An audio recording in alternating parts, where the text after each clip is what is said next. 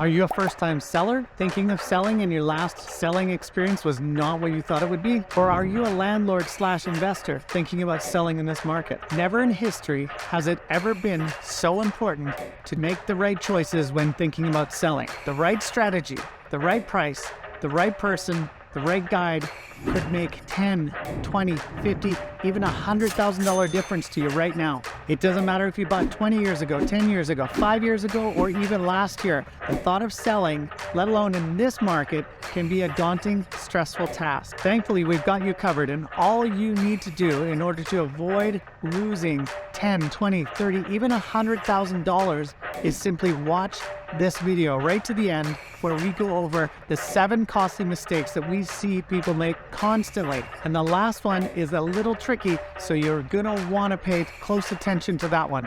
If all you did was watch the very last one, mistake number 1, you'll avoid all other mistakes that we go over in this video. So stick around for that one.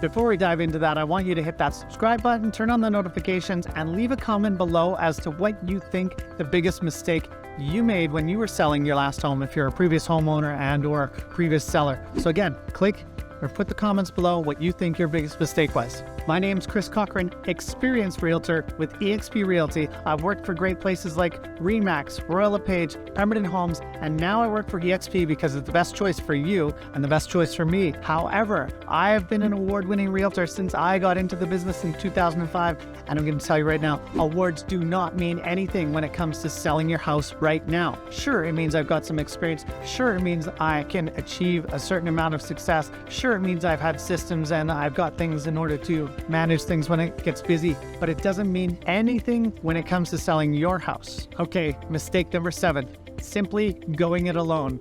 Also known as for sale by owner, or as we like to call it in the industry, FSBO, F-S-B-O. That one should have a whole video on its own, but I'm going to just quickly give you a brief understanding of why this could be a huge mistake in this market. For instance, this is just firsthand knowledge that I have when I was selling my very own property that I didn't want to own. It was coming down to the deadline and my goal was to actually sell it before I ended up buying it, what we used to know as a flip or an assignment. And I was negotiating with another realtor and I was about to give him the roadmap on exactly what was going on in my life. My wife was stressed out. She didn't want to own this crack shack. And I was about to give him like exactly what he needed to do in order to steal this thing away from me and totally take advantage of my situation. However, just as those words were about to leave my lips, I went, I need to call a friend. And so I hung up the phone and I had another friend, realtor, negotiate the rest of the deal. If that doesn't speak volumes that it's an emotional thing and you really shouldn't sell your own property. As a matter of fact, you shouldn't sell anything over $50,000 on your own because it's emotional. Money and emotion are closely tied.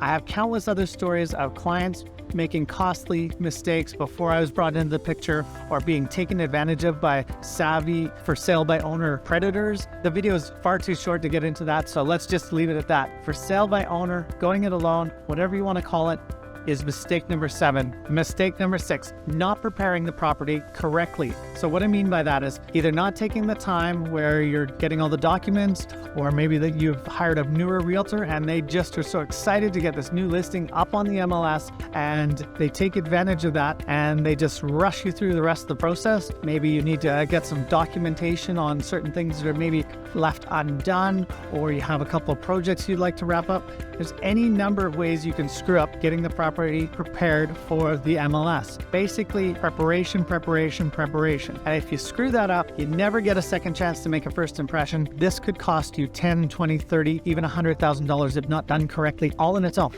Mistake number 5, choosing the wrong timing. Maybe a seasoned realtor is helping you out. Maybe they just don't want to do the data dive just before the property goes on the MLS. Maybe you're using a brand new realtor. Whatever the case may be, the deep dive of data the day before it goes on the MLS can be crucial. What I mean by that is literally the day before it goes live on the MLS, I dive into all the data and I see what other properties have just recently been listed. So imagine you're a property, somewhat generic property, let's say 2-bedroom condo.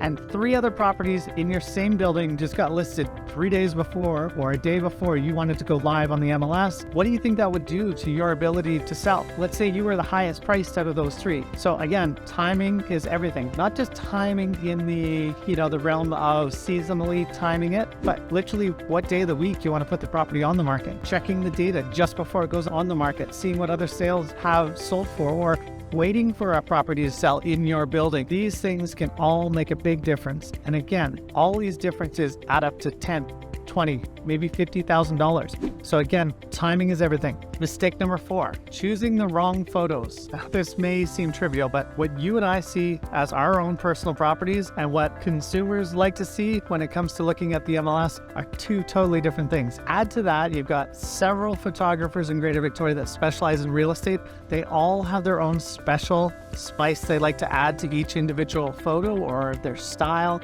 their angles. Those alone can make a huge difference, because again, you never get a second chance to make a first impression, and what you put out there on the internet is going to be your calling card or your invitation for people to come and see your house. You want to make sure that they're totally tidy, crystal clear, they tell a story, but they also leave somebody wanting a little bit more information, because there's nothing worse than having closet shots or empty bedroom shots or a shot with the bathroom when the toilet seat is up or something like that, that can either turn off a buyer or potentially answer a question that they may have had that they would have overlooked if they'd come and seen the property in its total sort of package, or fallen in love with the property when they arrived. Too much detail, sometimes giving all 50 photos that we get or all 45 photos, whatever it happens to be, is not the right choice. You want to hand select each individual photo because it tells a story and it entices curiosity. Do you want to know how to keep people in suspense, or have them ask more details about a property and therefore raise their hand and say that they're interested? I'll tell you later. Mistake number 3. Now, I see this one done all the time, and some realtors may not know that they're doing it, or some individuals might not know that they're doing it, but selecting the wrong target demographic. Let's say your property is a house with lots of stairs. If I try and market that to retirees, or somebody who are looking for one-level living, or somebody who they may not know it, but they are mobility challenged, or they will be in the next few years, that's just the wrong people to reach out to. So you have to choose your target demographic and your target audience very precisely these days. And thankfully, there are so many tools out there to do it, but using those tools to your advantage instead of what most people would assume is put it out there for everyone. Don't be precise. Don't mention your sort of avatar that you're looking for in the description, or don't cater it to them. Any house with a 3-car garage or big garage, you're looking for a car guy, or somebody that's got a home-based business, or somebody that's got a repair business, somebody that can take advantage of that 3-car garage. That's just one example. There are many, many others. But again, screwing this up can cost you $10, $20, $30, even $100,000. Mistake number 2, pricing. I've screwed this up myself when it comes to selling my own property, like not my own property, but my own property, like used cars or things on Used Victoria, Craigslist, Kijiji,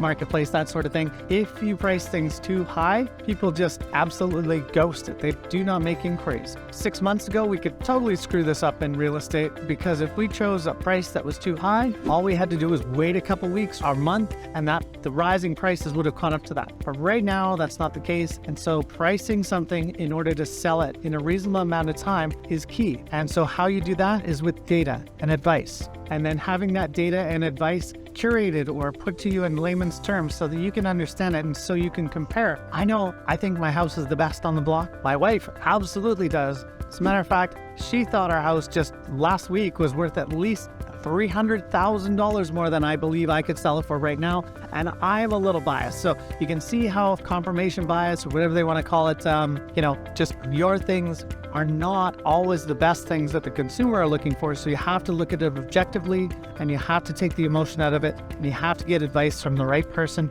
who's willing to tell you exactly what you need to hear instead of what you want to hear in order to sell the property. Okay, so that leaves only the biggest mistake you can make as a seller, and that is choosing the wrong realtor. And this is not a sales pitch for me. Choose someone else. Just choose who's right for you. But what I'm telling you is that there's a huge difference between somebody who got into the market just in the last 2 years and their only experience is this crazy busy market compared to a veteran realtor who has been around and seen corrections and all that sort of stuff. Also, you want to not pick the too busy realtor. Maybe you need some hand-holding. Maybe you need some compassion and some empathy. Maybe that busy realtor, that's that absolute top realtor that you could choose in Greater Victoria, has all the sales, all of these things. They have a system and a process. Maybe that's too impersonal for you. So again, choosing the right realtor for you is what's exactly meant to be for you. Interview a few people. You're going to be communicating for a longer period of time than you used to. So it's not going to be a day. It's not going to be a week.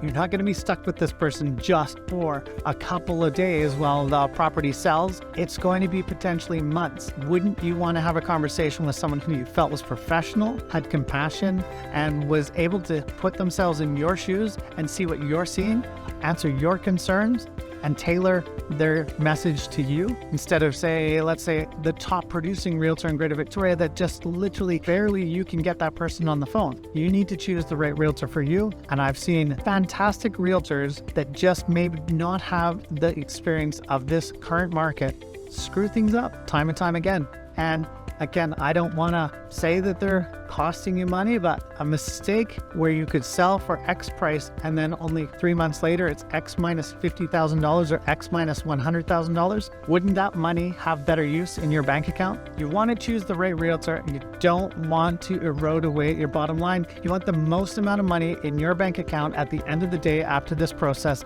that you can possibly have with the least amount of conflict and the least amount of headache.